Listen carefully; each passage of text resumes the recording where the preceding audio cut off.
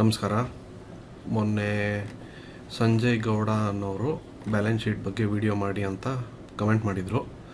So ನಾನು balance sheet ಬಗ್ಗೆ video ಮಾಡಬೇಕು ಅಂತಲೇ ಇದ್ದೆ, ಬಟ್ ಸ್ವಲ್ಪ ಟೈಮ್ ಆಗಲಿಲ್ಲ. ಸೊ ಇವತ್ತು ಆ ವಿಡಿಯೋ ಮಾಡ್ತಾಯಿದ್ದೀನಿ. ನೋಡಿ, ಈ ವಿಡಿಯೋ ತುಂಬಾ ಇಂಪಾರ್ಟೆಂಟ್. ಯಾಕೆಂದರೆ ನಾನು ಕೆಲವೊಂದು ಸ್ಟಾಕ್ಸ್ನ ಮೊದಲು ತೊಗೊಂಡಾಗ ಬ್ಯಾಲೆನ್ಸ್ ಶೀಟ್ ನೋಡ್ತಾನೆ ಇರಲಿಲ್ಲ, ಹಾಗೇ ಖರೀದಿ ಮಾಡ್ತಿದ್ದೆ. ಅದು ಎಂಥ ದೊಡ್ಡ ತಪ್ಪು ಅಂತ ನನಗೆ ಆಮೇಲೆ ಅರಿವಾಯಿತು. ಸೊ ಆ ತಪ್ಪನ್ನ ನೀವು ಮಾಡಬಾರ್ದು. ಅದಕ್ಕೆ ನಾನು ಈ ವಿಡಿಯೋ ಮಾಡ್ತಾಯಿದ್ದೀನಿ. ಇದು ಚಿಕ್ಕ ವಿಡಿಯೋ ಆಗಿದ್ದರೂ ಸಹ ನೀವು ಈ ಒಂದು ಬ್ಯಾಲೆನ್ಸ್ ಶೀಟ್ನ ನೀವು ನೋಡ್ದೇ ನೀವೇನಾದರೂ ನೀವು ಒಂದು ಸ್ಟಾಕಲ್ಲಿ ಇನ್ವೆಸ್ಟ್ ಮಾಡ್ತು ಅಂದರೆ ಅದು ಏನು ಬೇಕಾದ್ರೂ ಆಗ್ಬೋದು. ನೀವು ದುಡ್ಡು ಫುಲ್ಲು ಕಳ್ಕೊಬೋದು, ಇಲ್ಲ ನಿಮ್ಗೊಂದು ಸ್ವಲ್ಪ ದುಡ್ಡು ಬರಲೂಬೋದು. ಅದು but it will be fluke ಅಂತಲೇ ನಾನು ಹೇಳೋದು.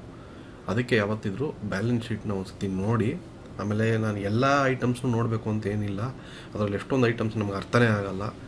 ಬಟ್ ಯಾವ ಐಟಮ್ ತುಂಬ ಇಂಪಾರ್ಟೆಂಟು ಅದನ್ನು ನಾನು ಇವತ್ತು ನಿಮಗೆ ತಿಳಿಸ್ಕೊಡ್ತೀನಿ. ಸೊ ಅದನ್ನು ನೋಡೋಣ. ಸೊ ಫಾರ್ ಎಕ್ಸಾಂಪಲ್, ನಾನು ಒಂದು ಟೈಮಲ್ಲಿ ಲ್ಯಾನ್ಕೋ ಇನ್ಫ್ರಾಟೆಕ್ ಅಂತ ಒಂದು ಈ ಸ್ಟಾಕ್ ಇದೆ, ಇವಾಗ 80 ಪೈಸೆ ಇದೆ. ಅದನ್ನು ಇನ್ವೆಸ್ಟ್ ಮಾಡಿದ್ದೆ. ಇದರಲ್ಲಿ ಒಂದು ಸ್ವಲ್ಪ ಲಾಸ್ ಕೂಡ ಮಾಡ್ಕೊಂಡಿದ್ದೀನಿ. ಬಟ್ ಆ ಟೈಮಲ್ಲಿ ನನಗೆ ಸ್ಟಾಕ್ನ ಹೇಗೆ ಅನಲೈಸ್ ಮಾಡಬೇಕು ಅಂಥದ್ದು ಗೊತ್ತಿರಲಿಲ್ಲ. ಯಾರೋ ಹೇಳಿದ್ರು ಅಂತ ತೊಗೊಂಡಿದ್ದೆ. ನಿಮಗೂ ಅಷ್ಟೇ, ಕೆಲವೊಬ್ಬರೊಬ್ಬರು ನಿಮಗೆ ಯಾವುದಾದ್ರೂ ಒಂದು ಸ್ಟಾಕ್ ಇದೆ ನೋಡು, ಇದನ್ನು ನಾನು ತೊಗೊಂಡಿದ್ದೀನಿ, ನನಗೆ ಇಷ್ಟು ದುಡ್ಡು ಬಂದಿದೆ ಅಂತ ಹೇಳಿರ್ತಾರೆ. ಅದ್ರ ಮೇಲೆ ನೀವು ಆ ಕಂಪ್ನಿಯಲ್ಲೋ ಕೇಳ್ದಂಗೆ ಇರುತ್ತೆ ನಿಮಗೆ. ಓಕೆ, ನಿಮಗೆ ಅದು ಕಂಪ್ನಿ ಕೇಳಿರೋ ಕಂಪ್ನಿ, ಗೊತ್ತಿರೋ ಕಂಪ್ನಿ, ಏನಪ್ಪ ಇದೇನು ಮುಚ್ಚೋಗಲ್ಲ, ತೊಗೊಂಬಿಡೋಣ ಅಂತ ಹೇಳ್ಬಿಟ್ಟು, ಕ್ವಾರ್ಟರ್ಲಿ ರಿಸಲ್ಟ್ ಚೆನ್ನಾಗಿದೆ ಅಂತ ಹೇಳ್ಬಿಟ್ಟು ಜಸ್ಟ್ ತೊಗೊಂಡ್ರೆ ನೀವು ಹಳ್ಳಕ್ಕೆ ಬೀಳ್ತೀರ. ಫಸ್ಟು ಈ ಕೆಲಸ ನೀವು ಮಾಡಲೇಬೇಕು. ಅದೇನು ಅಂದರೆ ನೋಡೋಣ. ಈಗ ನಾನು ಲ್ಯಾನ್ಕೋ ಇನ್ಫ್ರಾಟೆಕ್ ಬ್ಯಾಲೆನ್ಸ್ ಶೀಟ್ ನೋಡ್ತೀನಿ. ಇವತ್ತು ನಾನು ಫೈನಾನ್ಷಿಯಲ್ಸ್ ಬಗ್ಗೆ ನಾನು ಮಾತಾಡಲ್ಲ. ನೀವು ಫೈನಾನ್ಷಿಯಲ್ ಬಗ್ಗೆ ಒಂದು ವೀಡಿಯೋ ಆಗಲೇ ಮಾಡಿದ್ದೀನಿ, ಬೇಕಾದ್ರೆ ಅದನ್ನು ನೋಡಿ ನೀವು. ಇವತ್ತು ನಾನು ಬರೀ ಬ್ಯಾಲೆನ್ಸ್ ಶೀಟ್ ಬಗ್ಗೆ ಮಾತಾಡ್ತೀನಿ. ಸೊ ಬ್ಯಾಲೆನ್ಸ್ ಶೀಟಲ್ಲಿ ನಿಜ ಹೇಳಬೇಕು ಅಂದರೆ ನನಗೂ ಎಲ್ಲ ಐಟಮ್ಸ್ ಬಗ್ಗೆ ಜ್ಞಾನ ಇಲ್ಲ.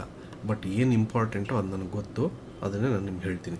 ನಿಮ್ಗೆ ಇಲ್ಲಿ ಎಷ್ಟೊಂದು ಐಟಮ್ಸ್ ಸಿಗುತ್ತೆ. ಟೋಟಲ್ ಶೇರ್ ಕ್ಯಾಪಿಟಲ್ ಅಂದರೆ ಶೇರ್ ಕ್ಯಾಪಿಟಲಿಂದ ಎಷ್ಟು ರೈಸ್ ಮಾಡಿದ್ದಾರೆ, ಅದನ್ನು ಎಲ್ಲಿ ಇನ್ವೆಸ್ಟ್ ಮಾಡಿದ್ದಾರೆ, share application money, equity share capital ಎಷ್ಟು, ಇಂಥದ್ದೆಲ್ಲ ಇರುತ್ತೆ. ಇದು ಅಷ್ಟೇನು ಇಂಪಾರ್ಟೆಂಟ್ ಇಲ್ಲ ಅಂತ ನನ್ನ ಒಂದು ಅಭಿಪ್ರಾಯ. ನಿಮಗೆ ಇದರಲ್ಲಿ ಎಷ್ಟೊಂದು ಫೀಲ್ಡ್ಸ್ ಇರುತ್ತೆ. ಇದರಲ್ಲಿ ನೀವೆಲ್ಲನೂ ನೋಡ್ಕೊಂಡು ಕೂತ್ರೆ ನೀವು ಬೇಗ ನೀವು ಒಂದು ಸ್ಟಾಕ್ನ ಅನಲೈಸ್ ಮಾಡೋಕ್ಕಾಗಲ್ಲ. ನೀವು ಮುಖ್ಯವಾಗಿ ನೋಡಬೇಕು ಅಂದರೆ ಕಂಪ್ನಿಯ ಅಸೆಟ್ಸ್ ಹೇಗಿದೆ. ಇಲ್ಲಿ ಟೋಟಲ್ ಅಸೆಟ್ಸ್ ಅಂತ ಕೆಳಗೆ ಬಂದರೆ almost last but 3 item, 3rd line item total assets ಹೇಗಿದೆ, ಇದು ಕಮ್ಮಿ ಇದೆಯಾ ಜಾಸ್ತಿ ಇದೆಯಾ, ನೀವು ಟ್ರೆಂಡ್ ನೋಡಬೇಕಾಗುತ್ತೆ ಮುಖ್ಯವಾಗಿ. ಈಗ ನೋಡಿ, ಇಲ್ಲಿ ನೀವು ಇದು ಮಾಡಿದ್ರೆ ನಿಮಗೆ 2011ಇಂದ ಬರುತ್ತೆ.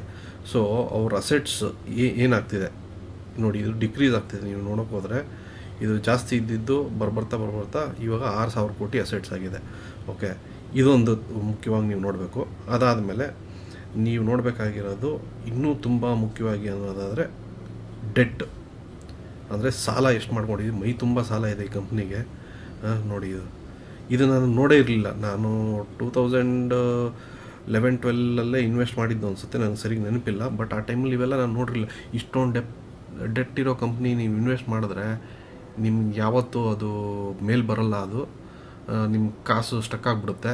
ಒಂದೊಂದು ಸತಿ ಅದು ಬ್ಯಾಂಕ್ರಪ್ಸಿ ಫೈಲ್ ಮಾಡಿದ್ರೆ ಇಡೀ ದುಡ್ಡು ಹೋಗುತ್ತೆ. ಶೇರ್ ಹೋಲ್ಡರ್ಸ್ಗೆ ಏನೂ ಕೊಡಲ್ಲ.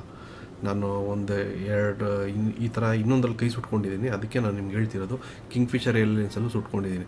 ಅವ್ರದ್ದು ಬರೀ 6,000 ಕೋಟಿಗೆ ಅವರು ವಿಜಯ್ ಮಲ್ಯ ಓಡೋದ್ರು ದೇಶ ಬಿಟ್ಟು. ಬಟ್ ನಾನು ನಿಮ್ಗೆ ಹೇಳ್ತೀನಿ, ಸ್ಟಾಕ್ ಮಾರ್ಕೆಟಲ್ಲಿ ಇಂಥದ್ದು ಬೇಕಾದಷ್ಟು ಕಂಪ್ನಿ ಇದೆ. ಇದೇ ಒಂದು ಉದಾಹರಣೆ. ಇದು ನಾನು ನಿಮ್ಗೆ ಬರೀ ಕ್ವಾರ್ಟರ್ಲಿ ತೋರಿಸ್ತಾ ಇರೋದು. ನಿಮಗೆ ಫುಲ್ ತೋರಿಸ್ಬಿಟ್ರೆ ನೀವು ಸುಸ್ತಾಗ್ಬಿಡ್ತೀರ. ವಿಜಯ್ ಮಲ್ಯ ಇದ್ರ ಮುಂದೆ ಏನೂ ಇಲ್ಲ ಸರ್. ನೋಡಿ ಒಂದು ಸತಿ ಇದು ನೋಡಿ. Total debt for 2017 March 5,200 crores. ಇದ್ರ ಟ್ರೆಂಡ್ ನೋಡೋಕ್ಕೆ ಹೋದರೆ ಆಲ್ಮೋಸ್ಟ್ ಅಷ್ಟೇ ಇದೆ. ಮೊದಲು ಕಮ್ಮಿ ಇತ್ತು, ಇವಾಗ ಇನ್ನೂ ಜಾಸ್ತಿ ಇದೆ. ಸೊ ನೋಡಿ, ಅಸೆಟ್ಸ್ ಬರ್ತಾ ಜಾಸ್ತಿ ಆಗಬೇಕು, ಡೆಟ್ ಬರ್ತಾ ಕಮ್ಮಿ ಆಗಬೇಕು. ಬಟ್ ಡೆಟ್ ಈ ಥರ 1,000 ಕೋಟಿ ಇದ್ದರೆ ದಯವಿಟ್ಟು ಅದರಲ್ಲಿ ನಿಮ್ಮ ಕಷ್ಟಪಟ್ಟು ದುಡ್ದಿರೋ ದುಡ್ಡನ್ನ ಹಾಕಿ ಇನ್ವೆಸ್ಟ್ ಮಾಡೋಕ್ಕೆ ಹೋಗಲೇಬೇಡಿ. ಅದು ಎಷ್ಟೇ ಕ್ವಾರ್ಟರ್ಲಿ ಪ್ರಾಫಿಟ್ ತೋರಿಸ್ತಿರಲಿ, ಎಷ್ಟೇ ಸೇಲ್ಸ್ ಆಗ್ತಿರಲಿ, ಎಷ್ಟೇ ಚೆನ್ನಾಗಿರೋ ಕಂಪ್ನಿ ಇರಲಿ, ಹಿಂಗೆ 1,000 ಕೋಟಿ ಸಾಲ ಇಟ್ಕೊಂಡಿದ್ರೆ ದಯವಿಟ್ಟು ಅದರಲ್ಲಿ ಯಾರೇ ಹೇಳಿದ್ರು ಅಂತ ದುಡ್ಡು ಇನ್ವೆಸ್ಟ್ ಮಾಡೋಕ್ಕೆ ಹೋಗಬೇಡಿ. ಇದು ನಾನು ಕೊಡ್ತಿರೋ ಒಂದು ಗೋಲ್ಡನ್ ಇದು ಅಂದ್ಕೊಳ್ಳಿ, ಅಡ್ವೈಸ್ ಅಂದ್ಕೊಳ್ಳಿ. ಇದೆ. ನೀವೇನಾದರೂ ಮಾಡ್ತು ಅಂದರೆ ನಿಮ್ಮ ದುಡ್ಡು ಸ್ಟಕ್ ಆದಂಗೆ ನಿಮಗದು ಸಿಗಲ್ಲ. ಆಮೇಲೆ ಅವ್ರದ್ದು ಲೋನ್ ಎಷ್ಟಿದೆ ನೋಡಿ. ಇದು ಟೋಟಲ್ ಡೆಪ್ಟ್ is nothing but secured loans plus unsecured loans, ಇವೆರಡು ಸೇರಿಸಿದ್ರೆ ಬರೋದೇ ಟೋಟಲ್ ಡೆಟ್. ಓಕೆನಾ. ಮುಖ್ಯವಾಗಿ ನಿಮಗೆ ಇನ್ನು ಇಷ್ಟೆಲ್ಲ ಲೈನ್ ಐಟಮ್ ನಿಮ್ಗೆ ನೋಡೋಕೆ ಇಷ್ಟ ಇಲ್ಲ ಅಂದರೆ ನೀವು ಜಸ್ಟ್ ನೆಟ್ವರ್ತ್ ಒಂದು ನೋಡ್ಕೊಂಬಿಡಿ ಸಾಕು. ನೆಟ್ವರ್ತ್ ಏನು ಅಂದರೆ ಅಸೆಟ್ಸ್ ಮೈನಸ್ ಡೆಟ್, ಇದು ಯಾವಾಗಲೂ ಪಾಸಿಟಿವಲ್ಲಿ ಇರಬೇಕು ಒಂದು. ಓಕೆ, ಸೊ ನೆಟ್ವರ್ತ್ ನಿಮ್ಮದು ಚೆನ್ನಾಗಿತ್ತು ಅಂದರೆ, ಕಂಪ್ನಿ ಚೆನ್ನಾಗಿತ್ತು ಅಂದರೆ ಪಾಸಿಟಿವಲ್ಲಿರುತ್ತೆ, ಗ್ರೋತ್ ಟ್ರೆಂಡಲ್ಲಿರುತ್ತೆ. ಅಂದರೆ ನೀವು ಹಳೇ ವರ್ಷದ್ದೆಲ್ಲ ನೆಟ್ವರ್ತ್ ನೋಡೋಕೆ ಹೋದರೆ ನೋಡಿ, ಇದು 3,000 ಕೋಟಿಯಿಂದ 2011ರಲ್ಲಿ 3,000 ಕೋಟಿ ಇತ್ತು, 3,500. ಇವಾಗ 1,000 ಕೋಟಿ ಆಗಿದೆ ನೆಟ್ವರ್ತು. ಅಂತಂದ್ರೇನು, ಇವ್ರ ಆಸ್ತಿ ಪಾಸ್ತಿ ಮತ್ತು ಇವ್ರ ಸಾಲದ ಡಿಫ್ರೆನ್ಸೇ ಈ ನೆಟ್ವರ್ತು. ಸೊ ಇವರ ಆಸ್ತಿನೆಲ್ಲ ಮಾರಿದ್ರೆ, ಇವ್ರ ಸಾಲನೆಲ್ಲ ಮಾರಿಬಿಟ್ಟು ಸಾಲ ತೀರಿಸಿದ್ರೆ ಎಷ್ಟು ಉಳಿಯುತ್ತೆ, ಅದೇ ಇವ್ರ ನೆಟ್ವರ್ತು, ಅದೇ ನೆಟ್ವರ್ತ್ ಅರ್ಥ. ಸೊ ಇದನ್ನು ನೀವು ತುಂಬ ಮುಖ್ಯ. ಇದನ್ನು ನೋಡಲೇಬೇಕು. ಇದನ್ನು ನೀವು ನೋಡ್ದೇ ನೀವು ಯಾವ ಸ್ಟಾಕಲ್ಲೂ ಇನ್ವೆಸ್ಟ್ ಮಾಡೋಂಗಿಲ್ಲ. ಆಮೇಲೆ ಜಸ್ಟ್ ಇದೊಂದೇ ಅಲ್ಲ, ಇಲ್ಲಿ ಮೇಲ್ಗಡೆ ನೋಡಿ ಕನ್ಸಾಲಿಡೇಟೆಡ್ ಅಂತ ಎಲ್ಲ ಕಂಪ್ನಿಗೂ ಇರಲ್ಲ. ಇತ್ತು ಅಂದರೆ ನೀವು ನೋಡಿ, ಇಲ್ಲಿ ನಿಮ್ಗೆ ಇನ್ನೂ ಶಾಕ್ ಆಗ್ಬಿಡ್ತೀರಾ ಕನ್ಸಾಲಿಡೇಟೆಡ್ ಅಂತ ಹೊಡೆದ್ರೆ. ಸೊ ನೋಡಿ, ಇವ್ರದ್ದು ಕನ್ಸಾಲಿಡೇಟೆಡ್ ಬ್ಯಾಲೆನ್ಸ್ ಶೀಟ್ ತೋರಿಸ್ತಿದ್ದೀನಿ. ನೋಡಿದ್ರೆ ಇಲ್ಲಿ ನೋಡಿ, ಇವ್ರ ಸೆಕ್ಯೂರ್ಡ್ ಲೋನ್ಸ್ ನೋಡಿ. ನಾನು ಬರೀ ಸ್ಟ್ಯಾಂಡಲ್ ಲೋನ್ ತೋರಿಸ್ತಾ ಇದ್ದೆ. ಇವ್ರ ಕನ್ಸಾಲಿಡೇಟ್ ಅಂದರೆ ಟೋಟಲ್ ಲ್ಯಾಂಡ್ಕೋ ಇನ್ಫ್ರಾಟೆಕ್ ಬಿಸ್ನೆಸ್, ಅವ್ರದ್ದು ಏನೇನು ಬಿಸ್ನೆಸ್ ಇದೆ, ಅವ್ರ ಕನ್ಸ್ಟ್ರಕ್ಷನ್ ಇದೆ, ರಿಯಲ್ ಎಸ್ಟೇಟ್ ಇದೆ, ಮತ್ತು ಪವರ್ ಪ್ಲ್ಯಾಂಟ್ಸ್ ಇದೆ, ಎನರ್ಜಿ ಬಿಸ್ನೆಸ್ ಇದೆ. ಸೊ ಇವೆಲ್ಲನೂ ಸೇರಿದ್ರೆ ಕನ್ಸಾಲಿಡೇಟೆಡ್ ಬಿಸ್ನೆಸ್ ಆಗುತ್ತೆ. ಸೊ ಲ್ಯಾಂಡ್ಕೋ ಮದರ್ ಕಂಪನಿ, ಅದ್ರ ಕೆಳಗಡೆ ಈ ಎಲ್ಲ ಸಿಸ್ಟಮ್ ಕನ್ಸರ್ನ್ ಬಿಸ್ನೆಸ್ ಎಲ್ಲ ಸೇರಿ ಕನ್ಸಾಲಿಡೇಟೆಡ್ ಬಿಸ್ನೆಸ್. ಇವ್ರದ್ದು ಒಟ್ಟು ಸಾಲ ನೋಡಿ 43,441 ಕೋಟಿ. ಓಕೆ, ಆಮೇಲೆ ಇವ್ರ ಅಸೆಟ್ಸ್ ಎಷ್ಟಿದೆ, ಟೋಟಲ್ ಅಸೆಟ್ಸ್ ಎಲ್ಲ ಬಿಸ್ನೆಸ್ದು ಸೇರಿ ಟೋಟಲ್ ಅಸೆಟ್ಸ್ ಬಂದು 42,552 ಕೋಟಿ ಇದೆ. ಸೊ ಹಾಗಾಗಿ ಇವ್ರ ನೆಟ್ವರ್ತು ಆಬ್ವಿಯಸ್ ಆಗಿ ನಿಮ್ಗೇನಾಗುತ್ತೆ, ನೆಗೆಟಿವಲ್ಲಿ ಬರುತ್ತೆ, 2,000 ಕೋಟಿ ಮೈನಸಲ್ಲಿದೆ. ಸೊ ಈ ಥರ ನೆಟ್ವರ್ತ್ ಅಂದರೆ ಇವರು ಆಸ್ತಿನೆಲ್ಲ ಮಾರಿನೂ ಇವರು ಸಾಲ ತೀರಿಸಿದ್ರು ಇನ್ನೂ 2,000 ಕೋಟಿ ತೀರಿಸಬೇಕಾಗುತ್ತೆ. ಇಂಥ ಕಂಪ್ನೀಲಿ ದಯವಿಟ್ಟು ಇನ್ವೆಸ್ಟ್ ಮಾಡೋಕ್ಕೆ ಹೋಗ್ಬೇಡಿ. ನಾನು ಇದರಲ್ಲಿ ಇನ್ವೆಸ್ಟ್ ಮಾಡಿ ಕೈ ಸುಟ್ಕೊಂಡಿದ್ದೀನಿ. ಅದಕ್ಕೋಸ್ಕರನೇ ನಿಮ್ಗೆ ಗೊತ್ತಾಗಲಿ ಅಂತಲೇ ಈ ವಿಡಿಯೋ ಮಾಡಿ ಹೇಳ್ತಾ ಇರೋದು. ಸೊ ಬ್ಯಾಲೆನ್ಸ್ ಶೀಟಲ್ಲಿ ನೀವು 3 ಐಟಮ್ಮು ನೋಡಬೇಕಾಗಿರೋದು. ಮಿಕ್ಕಿದ್ದೆಲ್ಲ ಬಿಟ್ಬಿಡಿ, ಅದೆಲ್ಲ ಚಿಕ್ಕ ಪುಟ್ಟ, ನಿಮ್ಗೆ ಅಷ್ಟೊಂದು ತಲೆ ಕೆಡಿಸ್ಕೊಳ್ಳೋ ಅವಶ್ಯಕತೆ ಇಲ್ಲ. ನನಗೂ ಆ ಎಲ್ಲ ಐಟಮು ನಿಜವಾಗ್ಲೂ ಗೊತ್ತಿಲ್ಲ. ಬಟ್ ಈ 3 ಐಟಮ್ ತುಂಬಾ ಇಂಪಾರ್ಟೆಂಟ್. ಏನು ಇಂಪಾರ್ಟೆಂಟೋ ಅದನ್ನು ತಿಳ್ಕೊಳ್ಳಿ. ಬರೀ ಆ ಐಟಮ್ ನೋಡೋದಲ್ಲ, ಟ್ರೆಂಡನ್ನು ನೋಡಿ. ಹಳೆ ವರ್ಷದಲ್ಲಿ ಹೇಗಿದೆ, ಟ್ರೆಂಡ್ ಇನ್ಕ್ರೀಸ್ ಆಗ್ತೀಯಾ, ಆಸ್ತಿ ಯಾವಾಗಲೂ ಇನ್ಕ್ರೀಸ್ ಆಗ್ತಾ ಇರಬೇಕು, ಸಾಲ ಯಾವಾಗಲೂ ಕಮ್ಮಿ ಆಗ್ತಾ ಇರಬೇಕು, ನೆಟ್ವರ್ತ್ ಯಾವಾಗಲೂ ಇನ್ಕ್ರೀಸ್ ಆಗ್ತಾ ಇರಬೇಕು. ಇಷ್ಟು ನೆನ್ಪಿಟ್ಕೊಂಡು ಬ್ಯಾಲೆನ್ಸ್ ಶೀಟ್ನ ನೋಡಿ. ಅದಾದಮೇಲೆ ನಿಮಗೆ ಅದು ಪಾಸಿಟಿವ್ ಅಂತ ಕಂಡು ಬಂದರಷ್ಟೇ ಇದು ಮಾಡಿ. ಆಮೇಲೆ ಡೆಟ್ ಸಾಮಾನ್ಯವಾಗಿ ಮೋಸ್ಟ್ ಆಫ್ ದ ಕಂಪ್ನೀಸ್ಗೆ ಇರುತ್ತೆ. 100 ಕೋಟಿ 200 ಕೋಟಿ ಎಲ್ಲ ಓಕೆ ಈಗಿನ ಕಾಲಕ್ಕೆ, ಯಾಕೆಂದರೆ ಅದೆಲ್ಲ ಆರಾಮಾಗಿ ತೀರಿಸ್ಬೋದು. ಬಟ್ ಅವರು 100 ಕೋಟಿ ಇತ್ತು ಅಂದರೆ ನೀವು ಅದನ್ನು ಅಯ್ಯಪ್ಪ ಈ ಕಂಪ್ನಿ ಮುಟ್ಟಬಾರ್ದು ಅಂತೇನಿಲ್ಲ. ಬಟ್ ಅವ್ರದ್ದು ಆಸ್ತಿ ಎಷ್ಟಿದೆ ನೋಡಿ. ಆಸ್ತಿ 1,000 ಕೋಟಿ ಇದ್ದು 100 ಕೋಟಿ ಸಾಲ ಮಾಡಿದರೆ ಏನೂ ತೊಂದರೆ ಇಲ್ಲ, ಇನ್ವೆಸ್ಟ್ ಮಾಡ್ಬೋದು. ಬಟ್ ಆಸ್ತಿ ಇರೋದಕ್ಕಿಂತ ಜಾಸ್ತಿ ಸಾಲ ಮಾಡಿಕೊಂಡ್ರೆ ದಯವಿಟ್ಟು ಅದಕ್ಕೆ ಇನ್ವೆಸ್ಟ್ ಮಾಡೋಕ್ಕೆ ಹೋಗ್ಬೇಡಿ. ಒಂದೊಂದು ಕಂಪ್ನಿ 1,000 ಕೋಟಿ ಆಸ್ತಿ ಇರುತ್ತೆ, ಅವರು 1,000 ಕೋಟಿ ಸಾಲನೂ ಮಾಡಿರ್ತಾರೆ. But that is still okay. ಆಸ್ತಿಗಿಂತ ಕಮ್ಮಿ ಸಾಲ ಮಾಡಿ ತೀರಿಸ್ಕೊಂಡು ಒಳ್ಳೆ ಹೆಲ್ತ್ ಇದ್ದರೆ ಇನ್ವೆಸ್ಟ್ ಮಾಡ್ಬೋದು. ಬಟ್ ಆಸ್ತಿಗಿಂತ ಜಾಸ್ತಿ ಸಾಲ ಮಾಡ್ಕೊಂಡು ಅವರು ಅಂಥ ಕಂಪ್ನಿಗೆ ದಯವಿಟ್ಟು ಇನ್ವೆಸ್ಟ್ ಮಾಡಬೇಕು. ಯಾಕೆಂದರೆ ಅದು ಬಡ್ಡಿ ಬೆಳೀತಾ ಹೋಗುತ್ತೆ. ಬೆಳೀತಾ ಹೋದಂಗೆಲ್ಲ ನೀವು ಇಲ್ಲೇ ನೋಡಿ, ಟೋಟಲ್ ಡೆತ್ ನೋಡಿ. 2016ರಲ್ಲಿ 41 ಕ್ರೋರ್ಸ್ ಇತ್ತು, 41,000 ಕ್ರೋರ್ಸ್ ಇತ್ತು. ಇವಾಗ 43,000 ಕ್ರೋರ್ಸ್ ಆಗಿದೆ. ಏನಕ್ಕೆ ಅಂದರೆ ಅದು ಬಡ್ಡಿ ಸೇರ್ಕೊಂಡು ಇಷ್ಟೊಂದು ಆಗ್ತಿರೋದು, ಇವ್ರು ತೀರ್ಸೋಕ್ಕಾಗ್ತಿಲ್ಲ. ಓಕೆ, ಸೊ ದಯವಿಟ್ಟು ಅಂಥ ಕಂಪ್ನಿಲಿ ಇನ್ವೆಸ್ಟ್ ಮಾಡಬೇಡಿ. ಸೊ ಯಾವುದೇ ನಿಮ್ಮ ಫ್ರೆಂಡ್ಸ್ ಹೇಳ್ಬೋದು, ಈಗ ನಾನು ಈ ಕಂಪ್ನಿ ತೊಗೊಂಡಿದ್ದೀನಿ, ಮಸ್ತ್ ದುಡ್ಡು ಮಾಡಿದ್ದೀನಿ, ನೀನು ತೊಗೊಳಪ್ಪ ಅಂತ. ನೀವು ತೊಗೊಂಡಾಗ ಫಸ್ಟ್ ನೀವು ನೋಡಬೇಕಾಗಿರೋದು ಬ್ಯಾಲೆನ್ಸ್ ಶೀಟಲ್ಲಿ ಈ 3 ಐಟಮ್ ನಾನು ಏನು ಹೇಳಿದ್ನಲ್ಲ, ಆ 3 ಐಟಮ್ ನೋಡಿ. ಆಮೇಲೆ ನೀವು ಫೈನಾನ್ಷಿಯಲ್ಸ್ ನೋಡಿ. ಅವೆರಡೂ ನಿಮಗೆ ನಾನು ಫೈನಾನ್ಷಿಯಲ್ಸ್ ವೀಡಿಯೋ ಮಾಡಿದ್ದೀನಿ, ಅದು ಮತ್ತೆ ಹೇಳೋಕ್ಕೆ ಹೋಗಲ್ಲ, ಅದನ್ನು ನೋಡಿ, ಪ್ಲೇಲಿಸ್ಟಲ್ಲಿರುತ್ತೆ. ಅವೆರಡೂ ನೋಡಿ ನಿಮಗೆ ಸಮಾಧಾನ ಅನಿಸಿದ್ರೆ ಆವಾಗಷ್ಟೇ ಇನ್ವೆಸ್ಟ್ ಮಾಡಿ.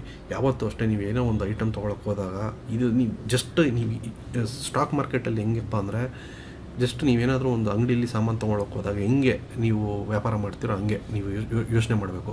ಯಾರೋ ಒಬ್ಬರು ಕೇಳಿದ್ರು, ನಿಮ್ಮ ಸ್ಟ್ರಾಟಜಿ ಏನು ಸ್ವಲ್ಪ ಹೇಳಿ ಅಂತ. ಲಿಂಗನಗೌಡ ಅವರು ಸಂತು ಸ್ಯಾನ್ ಇವರು ಕಮೆಂಟ್ ಮಾಡಿದರು ಶೇರ್ ಯುವರ್ ಬೆಸ್ಟ್ ಸ್ಟ್ರಾಟಜಿ ಅಂತ. ನಾನು ಒಂದೇ ವಿಡಿಯೋದಲ್ಲಿ ಎಲ್ಲ ಹೇಳೋಕ್ಕಾಗಲ್ಲ, ನನಗೆ ತಲೆಯಲ್ಲಿ ಬಂದಾಗ ನಾನು ನಿಮ್ಗೆ ಹೇಳ್ತೀನಿ. ಸೊ ಇದೂ ಒಂದು ಸ್ಟ್ರಾಟಜಿನೇ. ನನಗೆ ಯಾರೇ ಏನೇ ಹೇಳಿದ್ರು ಬ್ಲೈಂಡಾಗಿ ಇನ್ಮೇಲೆ ತೊಗೊಳಕ್ಕೆ ಹೋಗಲ್ಲ. ನಾನು ಬಿದ್ದು ಕಲ್ತಿದ್ದೀನಿ, ಬಟ್ ನೀವು ಬೀಳಬೇಡಿ. ಯಾಕೆಂದರೆ ನಾನು ನನ್ನ ಎಕ್ಸ್ಪೀರಿಯೆನ್ಸ್ನ ಹೇಳ್ಕೊತಾ ಇರೋದು.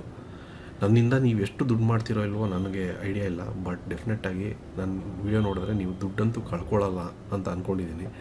ಯಾಕೆಂದರೆ ನನ್ನ ತಪ್ಪುಗಳ್ನೇ ಹೇಳ್ತೀನಿ. ನಾನು 7-8 ವರ್ಷ ಸ್ಟಾಕ್ ಮಾರ್ಕೆಟಲ್ಲಿದ್ದು ನಾನು ಮಾಡಿದ ತಪ್ಪುಗಳ್ನೆಲ್ಲ ಇವಾಗ ತಿದ್ಕೊತಾ ಇದ್ದೀನಿ. ಇವಾಗ ಒಂದು ಸ್ವಲ್ಪ ದುಡ್ಡು ಬರ್ತಾಯಿದೆ ಆ್ಯಕ್ಚುಲಿ, ನಾನು ಹೇಳಬೇಕು ಅಂದರೆ ಚೆನ್ನಾಗಿ ಒಳ್ಳೆ ಗುಡ್ ಅಮೌಂಟ್. ಮೊದಲೆಲ್ಲ ನನಗೆ ಚೂರು ಪಾರುನೇ ಬರ್ತಿದ್ದಿದ್ದು 2,000-3,000 ರೂಪಾಯಿ.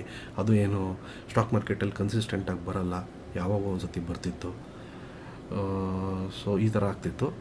ಸೊ ನೀವು ಅದನ್ನೆಲ್ಲ ನನ್ನ ಮಾಡಿದ ತಪ್ಪನ್ನು ಬಿಟ್ಬಿಟ್ಟು ನೀವು ಶುರು ಮಾಡಿದ್ರೆ ನೀವು ಮೊದಲಿಂದನೇ ಒಂಥರ ಹುಷಾರಾಗಿ ಚೆನ್ನಾಗಿ ಮಾಡ್ತೀರಾ ಅಂತ ನನ್ನ ಒಂದು ಅನಿಸಿಕೆ. ಸೊ ನನ್ನ ವೀಡಿಯೋಗಳನ್ನ ತಪ್ಪದೆ ನೋಡಿ. ಆಮೇಲೆ ನಾಲೆಜ್ನ ಶೇರ್ ಮಾಡಿದಷ್ಟು ಬೆಳೆಯುತ್ತೆ. ನೀವು ಇನ್ನೊಬ್ಬರ ಜೊತೆ ಡಿಸ್ಕಸ್ ಮಾಡಿ, ಅವ್ರ ಜೊತೆ ಡಿಸ್ಕಸ್ ಮಾಡಿದಾಗ ನಿಮಗೆ ಬೇರೆ ವಿಚಾರಗಳು ತಿಳಿಯುತ್ತೆ. ಯಾವತ್ತೂ ಸಂಕುಚಿತ ನ್ಯಾರೋ ಮೈಂಡೆಡ್ ಆಗಿರಬೇಡಿ.